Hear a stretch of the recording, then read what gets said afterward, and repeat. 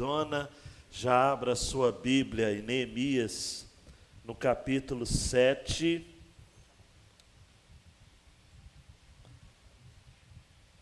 Para recebermos a palavra do nosso Deus.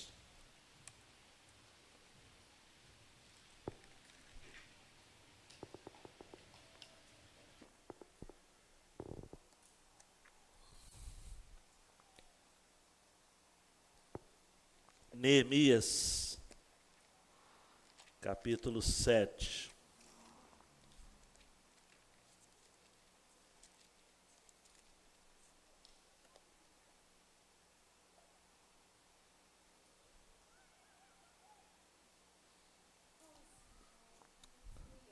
Nós temos, desde o retorno do nosso culto presencial aos domingos, exposto o livro de Neemias. Eu entendo que o livro de Neemias é o livro deste tempo. Essa semana, um amigo meu, pastor de uma igreja lá em Paracambi, primeira igreja batista, disse: Ezequias, eu tenho acompanhado a sua série aí pelo YouTube e eu quero compartilhar algo do ministério que a gente está vivendo aqui e também em outro lugar. Ele está assumindo uma igreja para fins de revitalização, uma igreja que tem passado maus momentos, já antes da pandemia, e agora então, a primeira igreja batista de Caxambu, no sul de Minas. E ele me perguntou: Ezequias, você acha que Neemias é um bom livro para uma igreja que está precisando de revitalização? Eu falei: não poderia ser um outro livro. É um livro de recomeços. Então, eu quero encarecidamente pedir a você que esteja lendo este livro. Hoje nós estamos concluindo a primeira porção do livro, os primeiros 7 capítulos. Nós temos a reconstrução dos muros da cidade, das portas da cidade. É algo que eu chamo de reconstruindo os valores da cidade, não é? Ou melhor, as estruturas da cidade. A partir do capítulo 8 até o capítulo 13, nós temos a reconstrução da nação em seus valores. E aí que nós vamos começar a partir de domingo que vem, não, porque é a abertura da campanha, mas no outro domingo nós vamos começar a falar sobre avivamento, nós vamos começar a falar sobre como algumas decisões que o povo precisa estar tomando, para que de fato, amados, a cidade seja uma cidade de Deus. Ela não pode ter apenas estrutura. Não adianta construir os muros, não adianta edificar as portas e manter um povo sem noção de cidadania. Não é? Eu gostei muito da fala do Derek Kidner, que é um comentarista, que diz o seguinte: tudo bem, a cidade foi edificada, agora falta edificar os cidadãos. Por isso que o tema da mensagem desta noite é a hora da cidadania. E eu sei, você que é muito arguto, muito comprometido com o entendimento correto, sobretudo o processo da história, vai dizer: mas pastor, falar de cidadania nesse contexto aqui, século V a.C., não é apelar demais? Eles não tinham muita noção de cidadania como nós temos. Sim, eu concordo com você. Mas, de todo modo, eu vejo Deus fazendo isso na história do povo. Eu vejo cidadania, sim, na Bíblia. Eu vejo essa responsabilidade que a gente tem na cidade. Uma responsabilidade que a gente tem, sobretudo, amados. Quer saber o que é cidadania? É expressão do seu direito, do meu direito, no entendimento de que o meu direito termina quando começa o direito do meu irmão, da minha irmã. Cidadania, amados, diz respeito a tudo aquilo que constitui a vivência nossa na cidade. A palavra cidadania vem justamente do latim civitas, que significa cidade. É um entendimento histórico de que os cidadãos têm direitos civis, políticos e sociais. E que tudo isso precisa ser observado para que todos tenham direito à saúde, à educação, à moradia, trabalho, à previdência social, a lazer, a eleger os seus governadores, a pagar os seus impostos. Um grande teórico nessa questão de cidadania é o T.H. Marshall, que vai escrever em 1950 uma obra que ele vai dizer o seguinte: olha, cidadania é o exercício pleno dos direitos políticos, civis e sociais, numa completa liberdade participativa. Ele vai falar, por exemplo, na sua obra, que cidadania tem a ver com liberdade individual, liberdade de expressão e de pensamento e direito à propriedade e à justiça. Tem um livro, para quem quer acompanhar, né? José Murilo de Carvalho tem um livro chamado sobre cidadania no Brasil, né? E ele é um livro de fôlego curto, mas muito interessante, que ele traça a história da cidadania no Brasil, e uma crítica que ele faz é que no Brasil os direitos sociais vieram antes dos direitos políticos. Por isso que a nossa consciência política é fraca. Porque a gente olha para o governo e fala o seguinte: o governo precisa me dar. A gente olha para o governo dizendo sempre isso. A gente fala mal do governo, mas todo mundo quer alguém no governo que atenda os seus interesses. Isso é visão política rasteira, né? Rasteira. Os políticos precisam entender que eles estão zelando do bem público. Mas essa é apelar para uma consciência política que o brasileiro, infelizmente, ainda não teve. Tomara que um dia tenha. Mas a Bíblia, amados, ela fala de direito enquanto cidadania. Fala dos direitos e dos deveres do cidadão. E esse capítulo 7 é um capítulo muito importante para a gente cravar essa questão da cidadania e, sobretudo, para a gente entender, preste atenção aqui, qual é o papel da igreja no exercício da cidadania.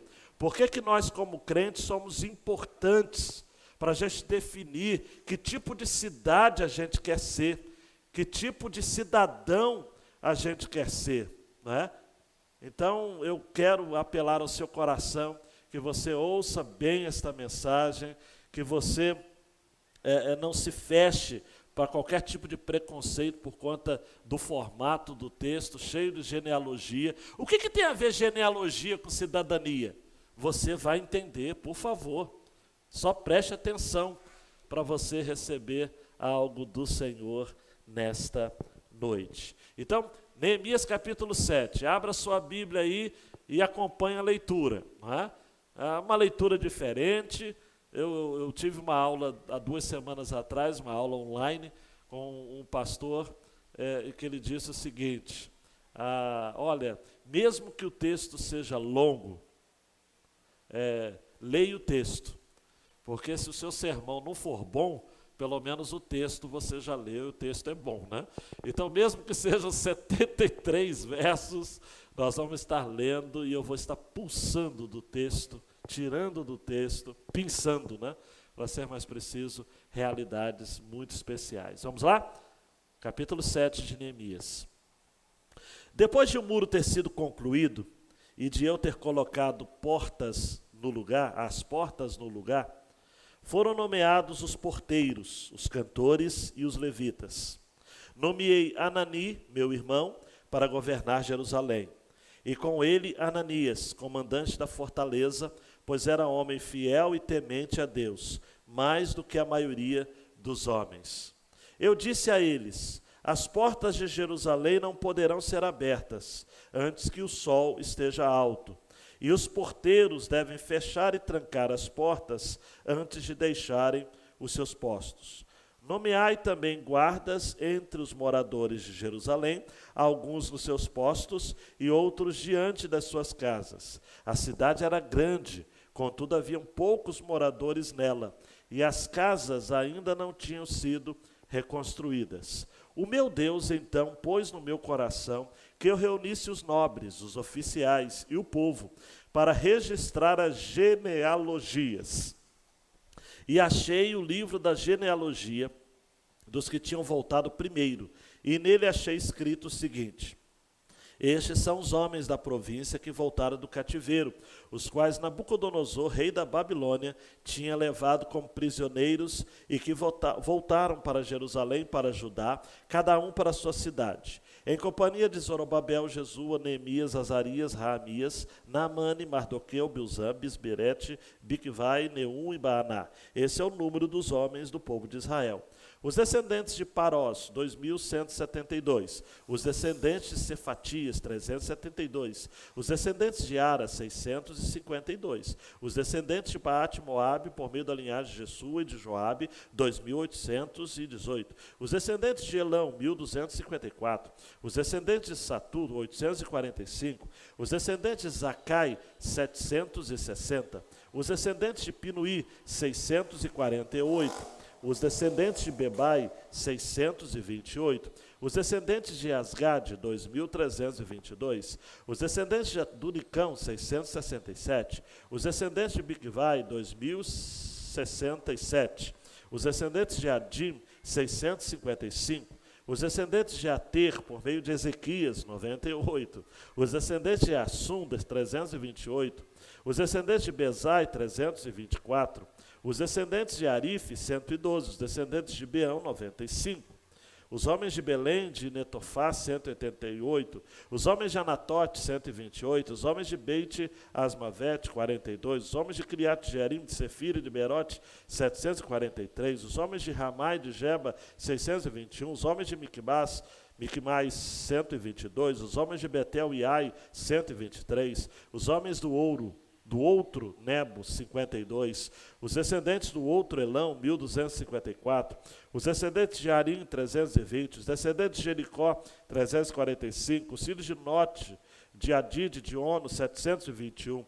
Os filhos de Zenaá, 3.930. Os sacerdotes, os descendentes de Jedaías, por meio da família de Jesua, 973. Os descendentes de Imer, 1.052, os descendentes de Passur, 1.247, os descendentes de Arim, 1.017, os levitas, os descendentes de Jesua, por meio de Cadmiel, da linhagem de Rodevá, 74, os cantores, os descendentes de Asaf, 148, os porteiros, os descendentes de Salum, Ater, Talmum, Acube, Atida, Sobai, 138, os servidores do templo, os descendentes de Sia, Azufa e Tabaote, os descendentes de Querós, Sai e Badom, os descendentes de Lebana, Agaba e Salmai, os descendentes de Anã, Gidel e Gaar, os descendentes de Reaías, Rezim, Negoda, os descendentes de Gazão, Uzai e Bazeia, os descendentes de Bizai, Meunim e Nevuzim, os descendentes de Baquebuque, Acuva e Arur, os descendentes de Baslite, Meida e Arsa, os descendentes de Barco, Cícera e Tamar, os descendentes de Nesias e Atifa, os descendentes dos servos de Salomão, os descendentes de Sotai, Soverete, Berida, os descendentes de Jalá, Dargon e Gidel, os descendentes de Cefatias, Adil, Poquerete, Razebaim e Amon, todos os servos do templo, os descendentes do servo de Salomão, eram 392. Os que vieram de Tel-Melá, Tel-Arza, Querube, Adum e Imer, mas não puderam provar que as suas casas paternas e a sua linhagem eram de Israel. Os descendentes de Elaías, Tobias, Negoda, 642, e dos sacerdotes, os descendentes de Obaías, Acós, Barzilai, que tomaram por mulher uma das filhas de Barzilai, o Gileadita, que foi chamado por esse nome. Esses buscaram seus registros entre os que estavam nos registros genealógicos, mas não os acharam. Assim, por serem considerados impuros, foram excluídos do sacerdócio. E o governador ordenou-lhes que não comessem das coisas sagradas, enquanto não houvesse um sacerdote para consultar Urim e Tumim.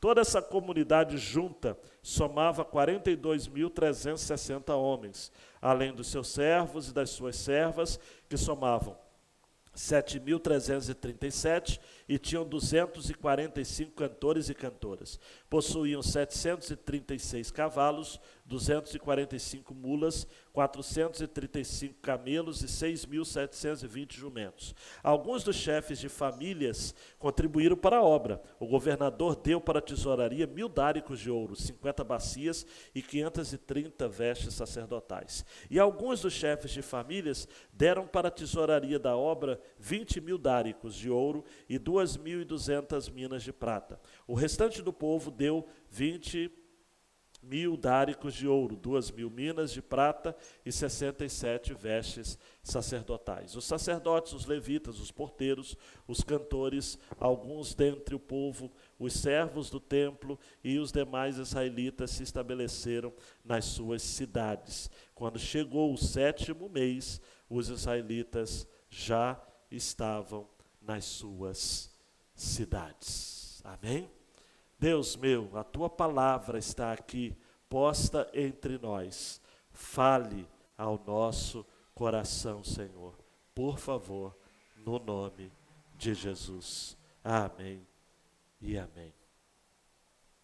João Marcos, dá um clique aí. A grande ideia desse texto, amados, é um chamado para nós enquanto igreja.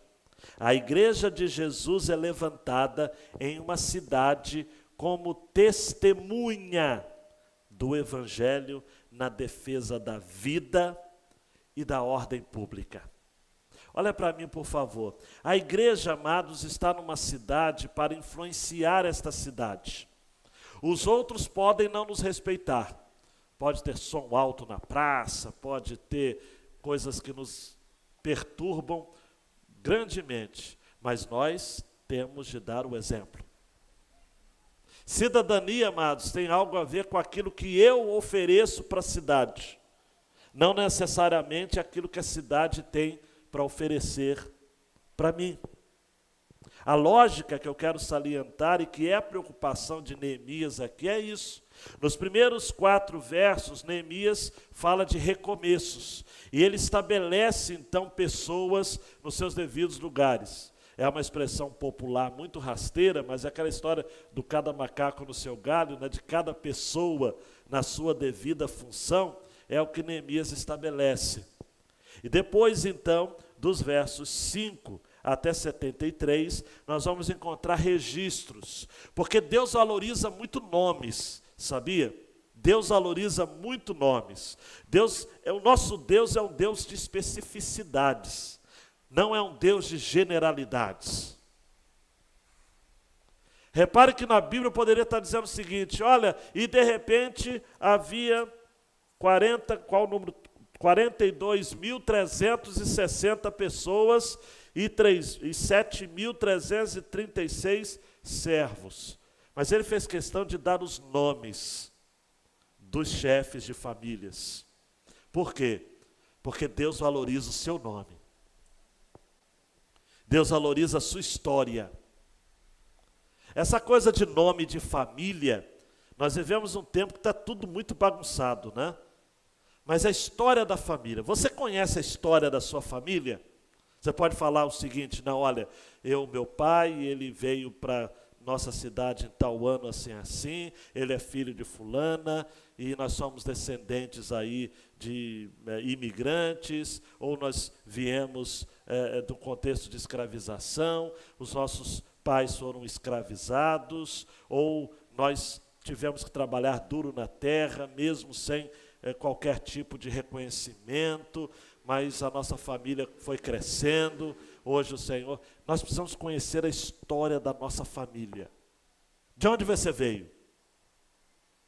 Então esse texto aqui solta os nossos olhos e realmente nos faz destacar o seguinte: o capítulo 7 é o resumo e a consolidação de toda a tarefa de reconstrução que nós encontramos nos primeiros 6 capítulos. E eu não quero dar um resumão dos primeiros 6 capítulos, porque eu não quero cansar você. Mas no capítulo 1, Neemias está tranquilo lá na Babilônia e Anani, o seu irmão, chega e fala o seguinte, olha, chega não, Neemias que perguntou, né? Por isso que você tem que tomar muito cuidado com aquilo que você pergunta, né? Se você pergunta, você está se comprometendo de ouvir a resposta, e aí não tem como. Neemias perguntou, como que vão as coisas lá? E Hanani falou, olha, as portas estão destruídas, os muros estão derrubados. E aí o texto vai dizer que Neemias chorou, lamentou, mas tomou uma atitude. No capítulo 2, ele vai, procura, toma uma iniciativa. O homem de Deus, amados, é um homem de iniciativas. O homem de Deus não fica esperando Deus levantar outra pessoa. Deus fala eu. O homem de Deus não fala, eis-me aqui, envia ele ali. Não é? Eis-me aqui, envia-me a mim. O homem de Deus precisa assumir. Uai. E quando eu falo homem de Deus, estou falando a mulher de Deus também. Precisa trazer para si a responsabilidade. É aquilo que eu tenho dito aqui, amados, não é frase bonita não, só você anotar e colocar no Facebook, não, é coisa séria. Você precisa ser parte da mudança que você quer ver no mundo. Porque parte do problema nós já somos, amados. O Brasil é uma tragédia. Conta uma novidade. Agora não, olha, eu quero ser parte da mudança. Mesmo que seja você cuidando da frente da sua casa. Porque no capítulo 3 a gente vai ver uma relação de nomes, de pessoas que se colocaram a trabalhar, amados. Quem trabalha não tem tempo para ficar ouvindo besteira. Quem trabalha não tem tempo de ficar conversando fiado. Quem trabalha, amados, só pensa uma coisa, eu vou trabalhar. Pode parecer uma comparação meio rasteira, mas hoje a gente estava falando do jogo do Juventus e da Roma, campeonato italiano, e eu gosto de ver o Ronaldo, o Cristiano Ronaldo jogar, porque eu gosto da objetividade daquele português. Ele não está interessado se o gol vai ser bonito ou feio, não é? Ele se der para dar de bico, ele dá, ele tem uma postura, ele tem um enfrentamento. Toda vez que o Cristiano Ronaldo toca na bola, alguma coisa acontece. Então, eu gosto da objetividade dele, por isso que é o maior jogador do mundo, né? Junto com o Messi, aquela história toda, não vou ficar discutindo futebol, mas eu prefiro o Cristiano Ronaldo, eu acho ele objetivo, focado. Esse é o homem e a mulher de Deus, focado. Neemias chegou, amados, e disse o seguinte, cada um cuida da frente da sua casa, vamos trabalhar. Capítulo 4, houve intimidações, escárnios, ameaça física. Neemias falou o seguinte, eu vou armar a população. Gente, é só Neemias, não, que é aquele contexto histórico ali. Não, o pastor Ezequias está falando que tem que armar a população. Não, houve aquele contexto onde a população precisou ser armada para que, trabalhando na construção do muro, ficasse atento também, porque havia uma ameaça física junto ali. No capítulo 5, a gente vai ver uma política de desigualdade social que precisou ser enfrentada. Amados, dificuldades foram feitas para serem enfrentadas. O grande problema, amados, que é uma grande lacuna do poder público no Brasil, é que os nossos governantes não resolvem os seus problemas, os problemas da cidade, os problemas do Estado, não chamam para si. Eles estão sempre pensando na próxima eleição. Eles estão sempre pensando na sua base eleitoral. Eles ficam o tempo todo do governo fazendo campanha para outra eleição. Por isso que as coisas não funcionam. Porque tem que haver enfrentamento. Tem que haver enfrentamento. Por exemplo, a pandemia, problema no MEC. O que vai acontecer? Gente, a gente tem que mudar, tem que acontecer alguma coisa. Mas fica um jogo de empurra-empurra e passa para um e para outro, porque ninguém tem noção, amados, de seriedade. Neemias falou o seguinte, gente, está vendo o problema? Vamos parar, para de cobrar juros, ricos, para de cobrar juros. Eu também, na minha casa, 150, pode comer na minha casa, por minha conta. E nós vamos fazer isso, nós vamos fazer aquilo outro. Enfrentamento, capítulo 5. Capítulo 6, também há uma oposição e através da distração, da intimidação, você vai ouvir essa mensagem de intimidações. Neemias falou, eu estou fazendo uma grande obra, cara. Não dá. E agora então no capítulo 7, preste atenção, ele nomeia. O que a gente precisa para a cidade? Porteiro, cantor e levita. Porteiros, cantores e levitas. Versículo 1, ele nomeia porteiro para guardar as portas da cidade. Os guardas. Uma cidade precisa ser protegida, sim ou não? As fronteiras precisam ser bem protegidas. Cantores, é isso mesmo que você está pensando. Nós precisamos adorar ao Senhor. O povo que bendiz ao Senhor, o povo que celebra ao Senhor, é um povo feliz, amados. Igreja, culto, é serviço essencial. Nosso país é que, não apenas no nosso país, no mundo inteiro, ficou discutindo se culto era essencial ou não. O culto é tão essencial quanto, tão não, mais do que supermercado, farmácia, consultório médico. Culto, as pessoas precisam adorar. As pessoas precisam cantar, os cantores. Esses cantores, eles revezavam, amados, louvando, e levando o povo. E levita, não vou fazer piada de levita, os levitas eram aqueles que trabalhavam no templo. Viu, Juninho? Não vou fazer a piada do levita. Então, eles trabalhavam no templo, eram os sacerdotes, os recepcionistas, quem limpava o templo, enfim. Lembrando que nesse tempo, o templo já estava reconstruído. Foi reconstruído no período ali de Zorobabel. Depois você lê o livro de Ageu, de Zacarias, e você vai descobrir isso aqui. É muito interessante, amados, que o centro da cidade era o templo. Em Minas Gerais, por exemplo, e eu estou falando Minas Gerais porque eu conheço, mas em muitos estados, a Igreja Católica está no centro da cidade. Nós temos igrejas, cidades, por exemplo, aqui no estado do Rio de Janeiro, que por influência evangélica, no centro da cidade, Espírito Santo também tem. O centro da cidade é uma igreja evangélica, ou uma igreja batista, ou uma igreja presbiteriana. Acho isso muito interessante. A vida, a fé, no centro da cidade. A cidade era feita em torno da cidade, do templo. Angra dos Reis também surgiu assim na história, mas Angra dos Reis tem uma história muito triste quanto a essa questão, né? A Vila Velha, hoje chamada Vila Velha, a cidade nasce lá, em torno também da igreja e da tradição, da fé, mas ela vem para onde hoje é o centro e se espalha por conta de uma questão séria que aconteceu ali, que eu não vou falar aqui, depois você estuda a história para ver. A presença evangélica na nossa cidade, amados, é muito triste, porque Angra ficou 450 anos, aproximadamente, sem presença evangélica. Você sabe o que é isso? Angra dos Reis ficou 450 anos, aproximadamente, sem presença evangélica. Talvez seja por isso que Angra seja carne de pescoço no que diz respeito ao evangelho. A representatividade evangélica em Angra, ela beira ao escárnio.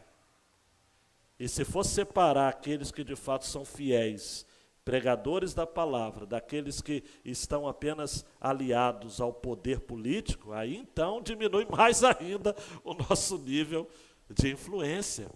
Coisa séria. Mas Neemias fez certo, por ter os cantores levitas. No versículo 2, ele vai fazer algo muito interessante. Ele vai nomear Anani, o seu irmão, como governador, e Ananias como comandante da fortaleza, comandante militar, pois era homem fiel e temente a Deus, mais do que a maioria dos homens. Olha para mim rapidamente, eu preciso fazer esse controle, esse registro. Amados, existe um ditado popular bem rasteiro que diz assim, depois de roer o osso, na hora de desfrutar do filé, Neemias entregou a função de governador para o seu irmão. Não é? Por que ele não se nomeou como governador depois de todo o trabalho pesado da construção do muro e das portas? É por isso que você está pensando. Humildade. Ele não era apegado ao poder. Hoje, se você quer testar de fato um homem público, você precisa testar para ver até que ponto ele é um homem apegado demais ao poder. Quanto mais apegado ao poder o homem público estiver, menos interessado nas pessoas ele está. Se uma pessoa é muito apegada ao cargo, né? Se uma pessoa que mesmo... Eu já disse, amados, para um mandatário de nossa cidade, depois, enfim, nunca mais falei com ele, mas eu falei, rapaz, na próxima eleição, na verdade era uma senhora, por favor, viu? Não se reeleja, não se candidate à reeleição, viu? vai dar aula, vai fazer alguma outra coisa, mas não dá. Eu nem vou falar muito detalhe, que você vai descobrir quem é a pessoa, né? Não dá, não volta. Seu lugar não é a política. Não é. Deve ser por isso que eu não falo muito com os políticos, né? Porque não é a política você. Não é. Neemias falou, não, eu vou nomear meu irmão como governador. E como comandante militar eu vou chamar Ananias, porque ele é homem fiel e temente a Deus mais do que a maioria dos homens. Amados, olha para mim, que critério, não é? O homem realmente, para ser escolhido como comandante militar, não basta seguir o protocolo militar, né? Para Neemias tem que ser homem fiel, temente a Deus, mais do que a maioria dos homens. Precisamos de gente assim nas Forças Armadas desse país. Às vezes a gente reclama da violência excessiva da polícia, e realmente o é, e de comportamentos corruptos no meio militar, mas a gente se esquece de que no meio militar os homens e mulheres saíram da nossa sociedade. Eles são um reflexo da nossa sociedade. Então nós precisamos realmente de homens e mulheres que vão para as Forças Armadas com essa consciência de fidelidade e de temor a Deus, mais do que a maioria dos homens. E aí então, amados, no versículo 5, foi Deus que falou para Neemias pegar 5 a 73, é o mesmo Esdras capítulo 2, que foi escrito há 13 anos antes desse texto.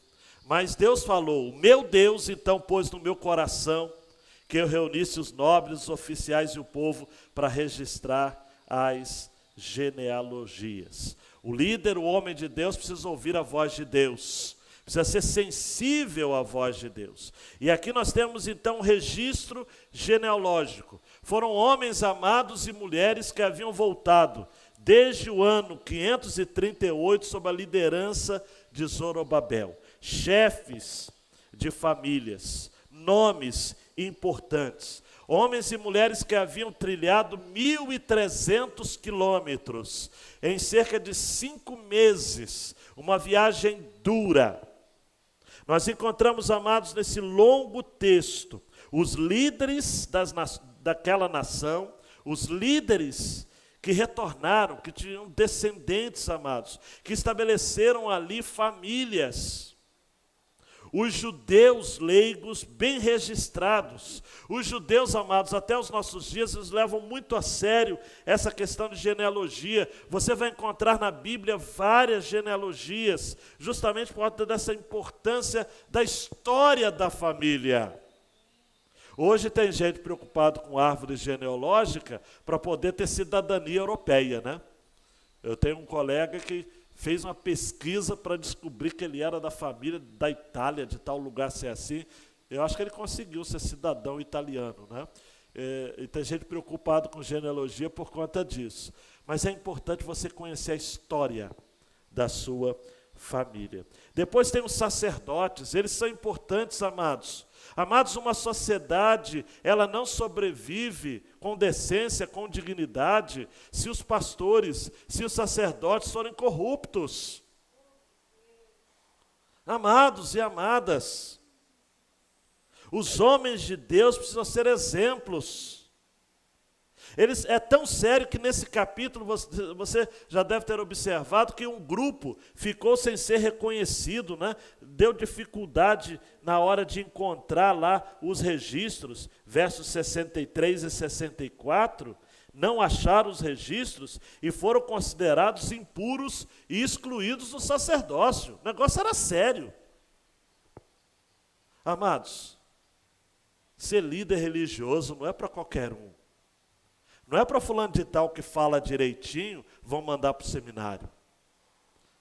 Não é para, ou senão, aquele que é um desastre em todas as outras áreas da vida, e aí chega para o pastor e fala o seguinte, eu fracassei em matemática, fracassei em administração, fracassei em tudo, acho que eu sou vocacionado para o ministério. O ministério é para os melhores homens, e não para aqueles que foram incompetentes em trabalhar em outras funções, em outras áreas.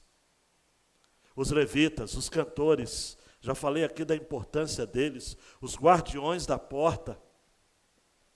Amados, a muralha da China, ela foi invadida 6 ou 7 vezes, se não me falha a memória. Sabe por quê? Você já deve ter visto em documentários as muralhas da China subornando os guardas. Subornando os guardas.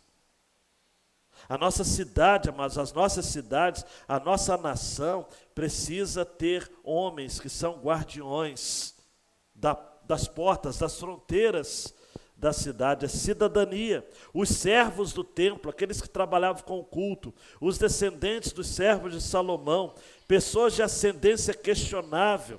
Nós vemos aqui, amados, um crescimento programado.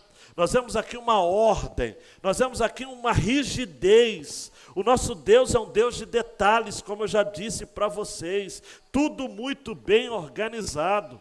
A gente não pode tolerar, amados, as coisas acontecendo de qualquer jeito. Nós precisamos parar, amados, de ser o país do jeitinho. Ah, é um jeitinho. É o professor que vai fazer prova, ele vai no Google, pega a questão pronta e coloca para os alunos. Aí os alunos que são mais espertos do que ele, já pega, descobre que é no Google, já sabe as respostas. É uma educação de mentira. Professores fingem que dão aula, alunos fingem que aprendem. A gente precisa ter excelência, amados, em todas as áreas. Na área do magistério, na área do profissional. Como é difícil, amados, mão de obra respeitável na nossa cidade. Por quê? Porque os caras, eles querem nos enganar.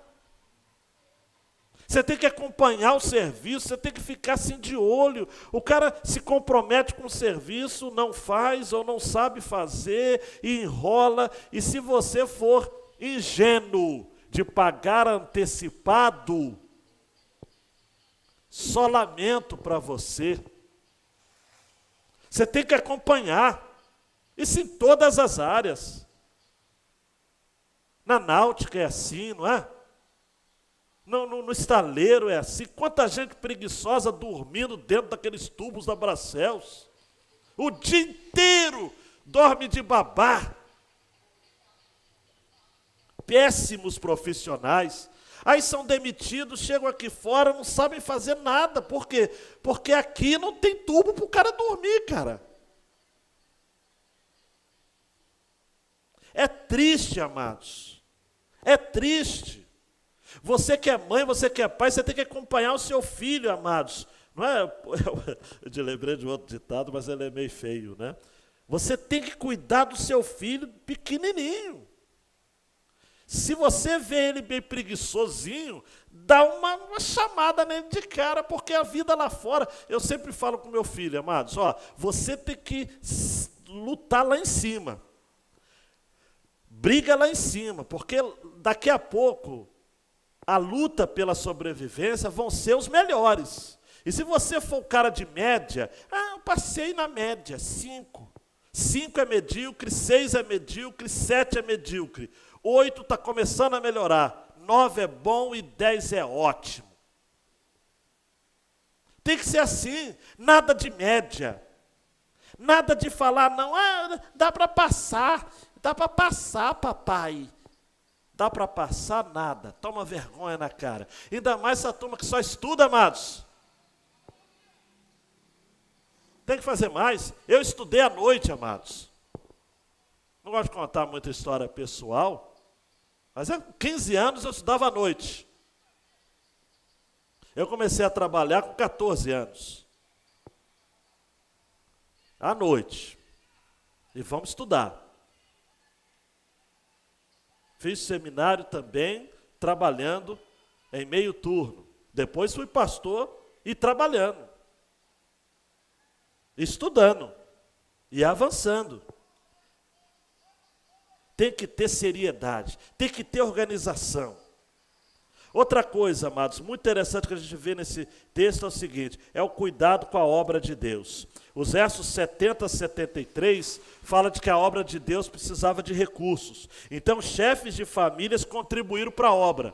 Tem crente, amados, que não gosta de contribuir para a obra de Deus. Acha que a obra de Deus funciona de brisa. Tudo isso aqui custa dinheiro, amados. Tudo isso daqui. E a gente gosta de estar numa igreja bonita, a gente gosta de estar num templo bem arrumado. Tem gente que fala, pastor, tem que ter ar-condicionado. Tem que ter. Bota o dinheiro junto que a gente vai colocar, ué. Uns 60 a 80 mil reais só para começar de conversa. Mas vamos fazer? Tudo, amados. A obra de Deus, amados, é aquilo que eu vou repetir depois. Deus não precisa do nosso dinheiro, mas a obra dele precisa. Cadeira, luz. Então Neemias, ele foi o primeiro a colocar dinheiro. Falou, não, eu vou colocar. E os chefes de família também. Todo mundo. Até que o versículo 73 termina, quando chegou o 7º mês, os israelitas já estavam nas suas cidades. Cidadania, amados, envolve direitos, mas também deveres, responsabilidades. A gente já viu, amados, James Bolso vai estar dizendo isso, James Bolse, vários traços de liderança em Neemias. Mas nesse capítulo, dá para a gente chegar e aprender mais. Primeiro, ele valorizava os novos líderes. Ele dizia o seguinte, precisamos de porteiros, cantores, levitas. Guardas, tem que trabalhar no turno tal e tal. Precisamos de sacerdotes. Vamos ver pela genealogia. Neemias, eu aprendi com Neemias. Eu, quando preciso de uma função na igreja, eu tenho uma necessidade, não tenho a pessoa. Eu vou no hall de membros da igreja. E eu olho, fulano, não.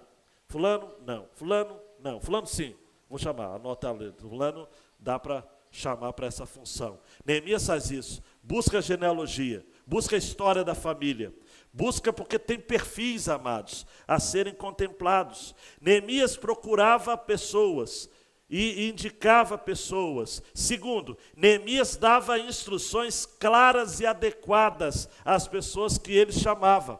Ele não falava, o bom líder, amados, não é aquele que apenas delega a responsabilidade, vira as costas e vai dormir. Não, não, tem que monitorar, tem que acompanhar. Tem que ajudar, porque às vezes a pessoa que é liderada, ela tem dificuldade.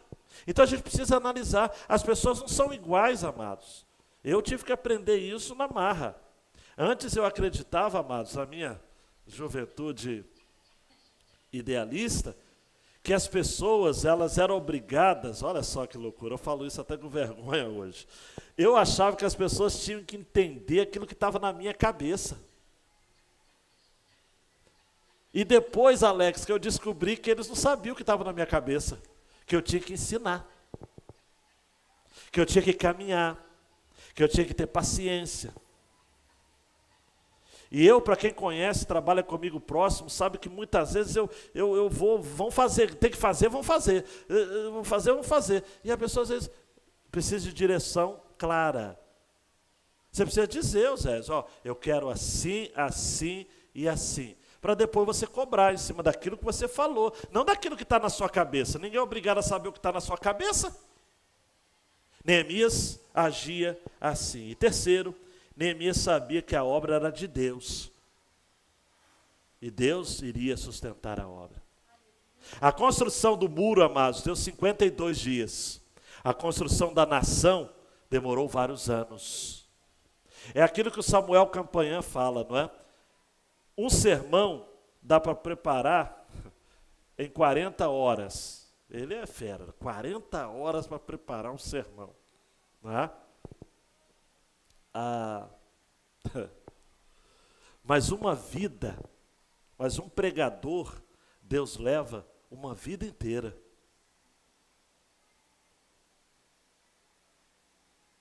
Esse sermão aqui eu devo ter preparado, sei lá, 8 horas, 12 horas. Mas Deus está trabalhando na minha vida desde quando eu nasci, aqui perto, em Itaguaí, em 26 de agosto de 1974. A pregação pode ser preparada em horas. O pregador é preparado uma vida toda. Casar, amados, é fácil. Casar.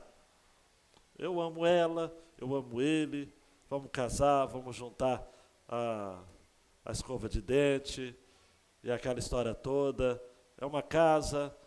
Contigo eu moro debaixo da ponte. Não mora, não. A mulherada de hoje não mora e nem deveria morar nunca. Não é? Então tem que ter estrutura, mas casa está ali. Agora, um casamento é edificado uma vida inteira. A cerimônia de casamento é fácil. Vamos lá. Quer casar? Casa agora. Mas a vida de casamento, meu Deus do céu, hein? É a vida inteira. Uma igreja pode ser organizada de uma hora para outra. Tem igreja, 2, 3 pessoas, vamos lá, fulano compra o banco, a cadeira e tal. Agora, uma igreja, ela é edificada na palavra a vida inteira. A nossa tem 28 anos. 28 anos. Para você ir para casa com o coração pulsando, rápidas aplicações, amados. Primeiro, João Marcos. Não são seus muros que definem uma cidade, mas as pessoas. E aí eu aprendo com Tim Keller, né? Nós temos de amar, pregar, identificar e abençoar a nossa cidade. Fato é, amados, olha para mim, de que o mundo é um mundo urbano. Não adianta.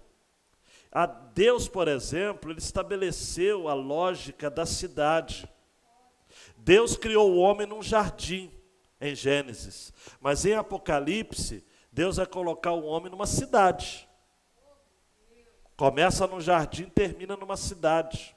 As cidades são muito importantes, são grandes centros, amados. Jonas foi enviado para uma cidade.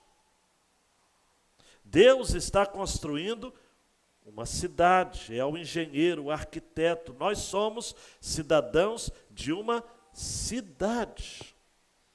Então nós precisamos, amados e amadas, amar, pregar, identificar e abençoar a nossa cidade. Olha para mim, se você não ama, prega, identifica e abençoa a cidade que você mora, muda de cidade.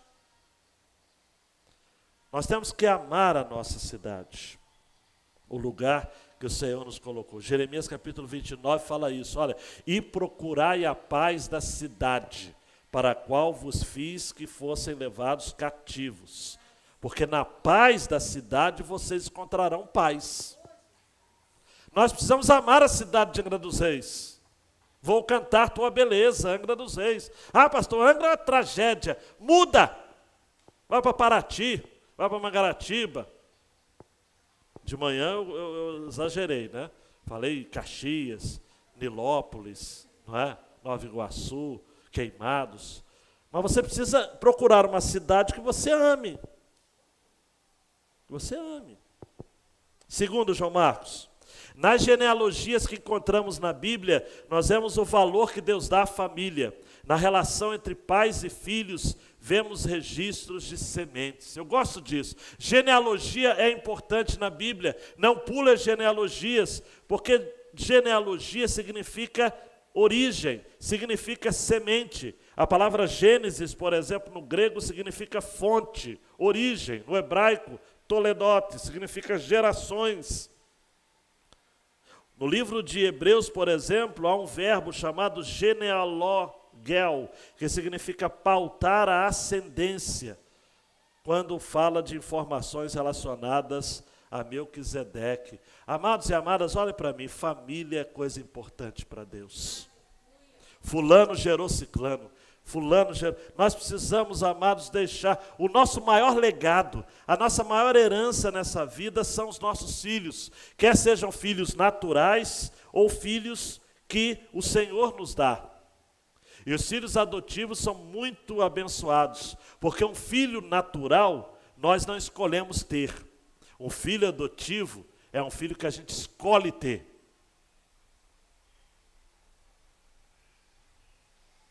Então, eles são muito, muito próprios. Então, amados e amadas, nós precisamos valorizar a nossa geração, as nossas gerações, as nossas famílias. Terceiro, a obra de Deus não pode ser liderada com displicência. Na realidade, essa frase é uma frase de Hudson Taylor: Deus sepulta seus obreiros, mas continua com a sua obra. Amados, nessa questão da pandemia é o que a gente está vendo. Muitos pastores têm morrido, mas a obra tem que continuar.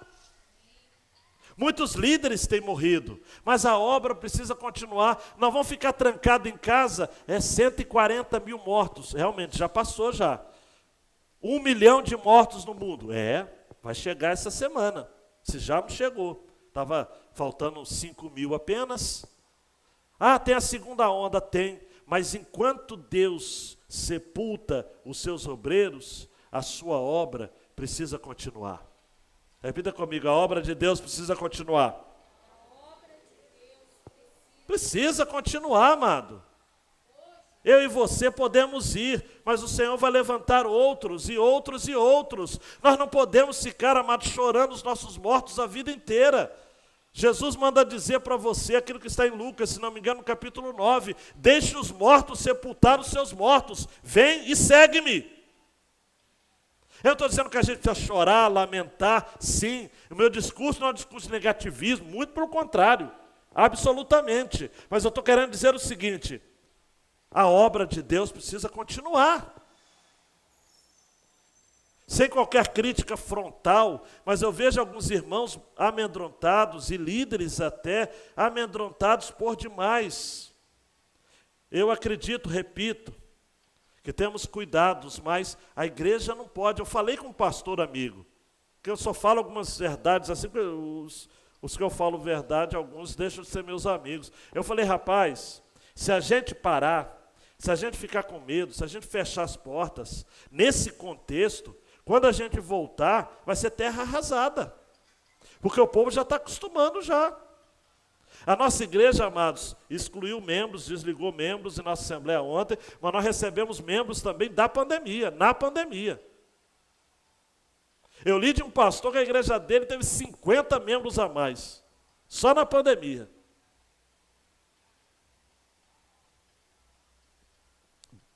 Nós precisamos avançar e dizer como Paulo, 1 Coríntios 15, 58, receba essa palavra: portanto, meus irmãos, sede firmes e constantes, sempre abundantes na obra do Senhor, sabendo que o vosso trabalho não é vão no Senhor. Outra aplicação, João.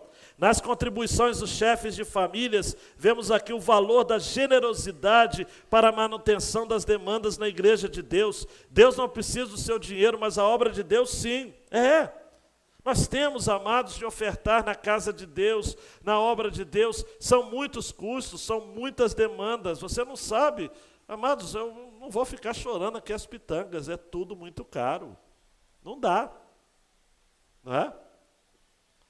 Eu me lembro que um irmãozinho muito querido, quando a gente começou a fazer culto somente online, falou: pastor, melhorou a câmera ficou centralizada, agora não precisamos de ter câmera HD, Full HD.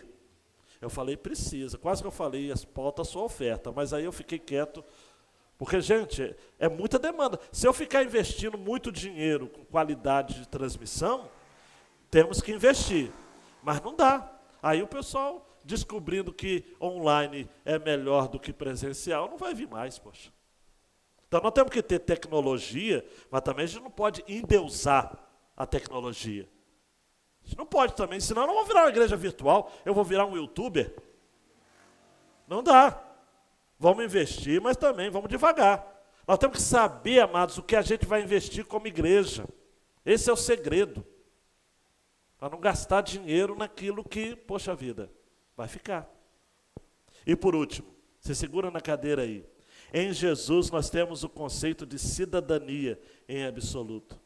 Ele amava a Jerusalém, a ponto de chorar por ela. E aí é uma fala minha, tá ok? Digo eu, não o Senhor. Eu posso ouvir Jesus chorando por Angra dos Reis. Eu posso ouvir.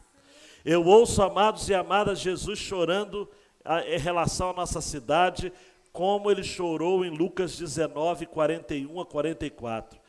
Jesus dizendo acerca da nossa cidade: ah, Angra dos Reis, se tu conhecesses também ao menos nesse teu dia o que a tua paz pertence, mas agora isso está encoberto aos teus olhos, porque dias virão sobre ti em que os teus inimigos te cercarão de trincheiras, e te sitiarão e te estreitarão de todos os lados, e te derrubarão a ti e a teus filhos que dentro de ti estiverem, e não deixarão em ti pedra sobre pedra, pois que não conheceste o tempo da tua visitação. Deus amado está chorando por nossa cidade. Os homens de Deus são em diminuto, são em minoria, mas nós estamos pregando, amados, nós estamos pagando o preço. Nesse tempo de pandemia, de isolamento para alguns, nós estamos dizendo o seguinte: olha, igreja, vamos manter as portas abertas, vamos trabalhar, vamos manter, e muitos têm ouvido e têm feito ouvidos de mercador, ouvidos moucos, ouvidos ensurdecidos pela palavra de Deus, mas a palavra de Deus, ela mesmo que você ouça e não creia, é a palavra de Deus. Se você não crê, é para a sua condenação. Jesus está chorando por nossa cidade, e nós precisamos chorar também. Dá um clique, João Marcos, para a gente terminar. A igreja de Jesus é levantada em uma cidade, em nossa cidade, você que está online, na sua cidade, como testemunha do Evangelho, na defesa da vida e da ordem pública. A igreja precisa defender a vida, amados. Crente não tem que comemorar a morte de traficante. Crente não tem que fazer política ideológica. Crente não pode ficar defendendo candidatos como se defendessem seus próprios deuses, seus próprios ídolos. Crente precisa trabalhar com rigor, com vergonha, com valores, com princípios de cidadania. Crente precisa ver além. Crente não pode ser obcecado por política. Deve votar, deve ser votado, absolutamente. Mas crente não pode ficar refém dessas coisas, amados. Porque nós esperamos uma cidade que virá do céu, e essa cidade chama-se Jerusalém. Ela vem do céu. E no dia a dia, amados, nós precisamos aprender a cada um cuidar da sua coisa, da sua parte. Cada um fazendo o seu melhor. Eu quero terminar com uma historinha que viralizou na internet. Um garotinho de 7 anos em Curitiba, Benício, andando de bicicleta, ele se desequilibra, bate no veículo do carro. Ele estava junto com o pai, o guidão fez um arranhão na lataria do carro, o menino ficou desolado, mas 7 anos. Ele foi para casa preocupado, dizendo: papai, o conserto vai ficar caro? Papai, o que a gente vai fazer? O menino então resolveu escrever um bilhete. Ele escreveu o que aconteceu, pediu desculpas, ainda disse o seguinte: aqui está o telefone do meu pai para que você entre em contato. O proprietário do carro, o senhor Marcelo Martins, postou o bilhete nas redes sociais e disse o seguinte: gente, como ficar bravo com essa criança que bateu no meu carro? E ele disse: eu nem percebi o risco, meu carro estava meio sujo, se não fosse o bilhete eu nem tinha notado. A atitude do garoto comoveu aquele cidadão. E ele disse: achei um gesto de honestidade muito grande. O pai do garoto, todo orgulhoso, disse o seguinte: olha, o meu filho ficou tão preocupado com o dano causado que ele não queria deixar de resolver a situação. O problema, amados, tomara que isso não aconteça com Benício, né? É que ele cresce. Nós muitas vezes crescemos e deixamos essa preocupação de criança. E aí a gente pensa o seguinte: não, todo mundo faz. Não, nessa vida, antes que morra, antes que chore a minha mãe, que chore a sua. Nessa vida, cada um é por si e Deus é por todos. Terra de cego, quem tem um olho é rei. E outros ditados mais que a gente tem, cada um buscando para si. Cidadania, amados, é respeito, é colocar lixo somente no dia, é votar, é ter compromisso com a ordem pública, é não ouvir som alto. Ah, pastor, mas eu tenho um vizinho que ele é atentado, ele ouve som alto, eu vou e ligo a minha caixa mais alto do que a dele. Ah, para com isso. Para com isso. Cada um dá aquilo que tem de melhor. Na vida é assim. Na vida é assim. Cidadania é responsabilidade, é vergonha na cara. É pagar as contas, sabe? Deve, paga. Se pode fazer festa de aniversário, faz, contrata, tem muita gente boa aqui na igreja. Agora, se pode pagar. Se você não pode pagar, não contrata não. Faz um bolo virtual, faz nada. Não tem dinheiro, não faz nada, poxa. Agora, faz a festa e não paga. E acha que é porque é irmão, vai perdoar.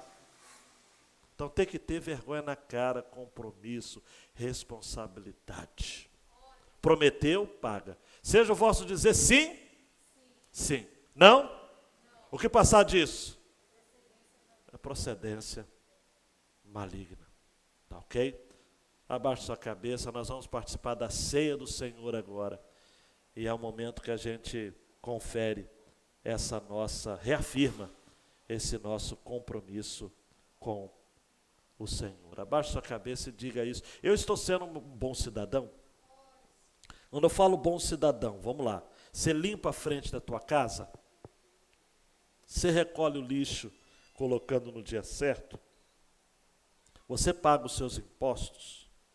Você que é profissional, cumpre o horário no trabalho, ou vez por outra você dá um miguezinho e sai e desconta ali e tenta colocar atestado para faltar. Você quer sair do trabalho e não quer perder o seu direito, aí você começa a encher de atestado para poder ser mandado embora para receber o direito. Isso é canalice. Se você quer sair do trabalho, sai. Se vai perder o direito, você perde. Agora, fazer atestado para poder encher de atestado, para poder ser mandado embora, para ganhar indenização, olha, eu vou te falar uma coisa. Não dá não. Não dá para entender isso como cristianismo, não. Seja o vosso dizer sim? Sim. Não? Não. O que passar disso é procedência maligna. Meu Deus, prepara a sua igreja para a ceia agora. Prepara a sua igreja para testemunhar, para expressar a realidade da fé. Irmãos que foram recebidos ontem vão cear conosco. Interrompemos já a nossa transmissão online, porque esse é o momento da igreja aqui reunida. Ceia tem que ser presencial, não pode ser online. E a igreja se reúne. E nós exaltamos pela obra do Senhor Jesus nas nossas vidas. Amém e amém. Fica de pé, meu queridão, minha queridona. Os elementos serão compartilhados.